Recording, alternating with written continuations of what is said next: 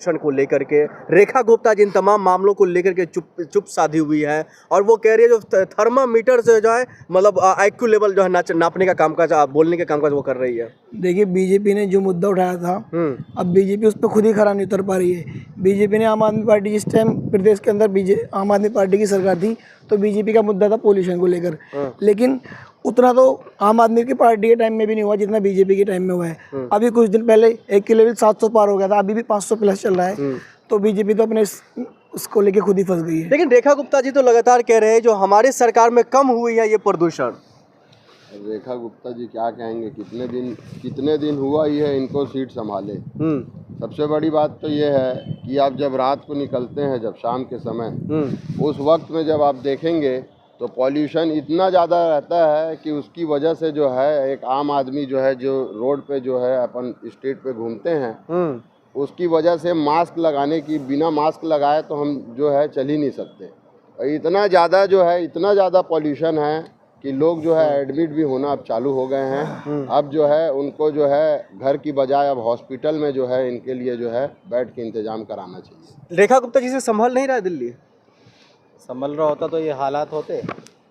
देखिए जो मुद्दा है वो है प्रदूषण का। प्रदूषण कैसे फैलता है अभी इनको यही जानकारी नहीं कि फैलता कैसे है।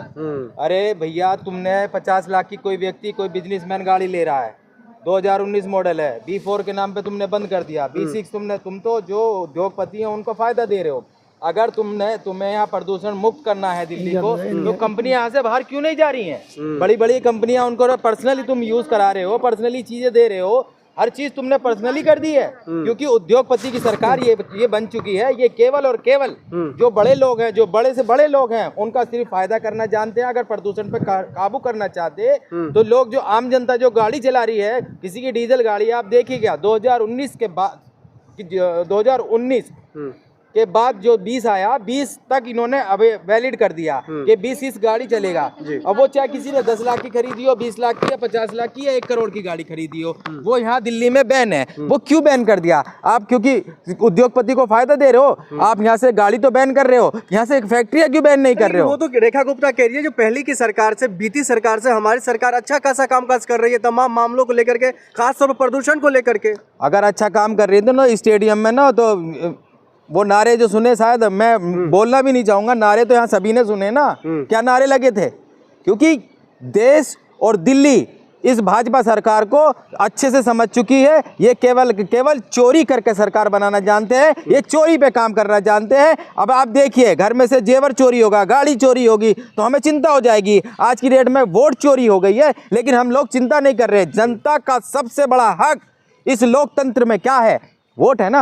हम वोट की चिंता नहीं कर रहे हैं, हम केवल और केवल अपने जेब की चिंता कर रहे हैं, मोबाइल पर रील चलाने की चिंता कर रहे हैं। हम यहाँ चिंता कर ही नहीं रहे हैं क्योंकि हमें देश की फिक्र नहीं है। और मैं आपके माध्यम से कहना चाहता हूँ कि हम इसके पूरे देश के युवाओं को समझना पड़ेगा और सड़कों पर आना पड़ेगा। जिस तरीके से आप देखिएगा 2025 में 14 तारीख को महारैली इस रामलीला में हुई और इस देश ने दिखाया, चाहे वो महिला हो, चाहे वो बुजुर्ग हो, चाहे वो युवा हो, रोजगार को लेकर वोट चोरी के नाम पे इतना दिया गया, लेकिन रामलीला में वो देखिए आप कितनी भीड़ तादाद राहुल जी को समर्थन करने। देश ने रामलीला मैदान से तो ये भी देखा, मोदी तेरी कब्र खुदेगी जैसे नारा, ये भी तो देखा देश।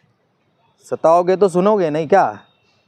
तुम किसी का गला दबाओगे और वो बोले भी ना, तुम जवान खींच के उसको जवान काटने का काम करोगे। अगर हमें जबान दी है तो हमें तो हक भी दी दिया है ना। इस लोकतंत्र का सबसे बड़ा अगर हथियार है, मैं फिर कहूँगा, हमारी आज़ादी है ना।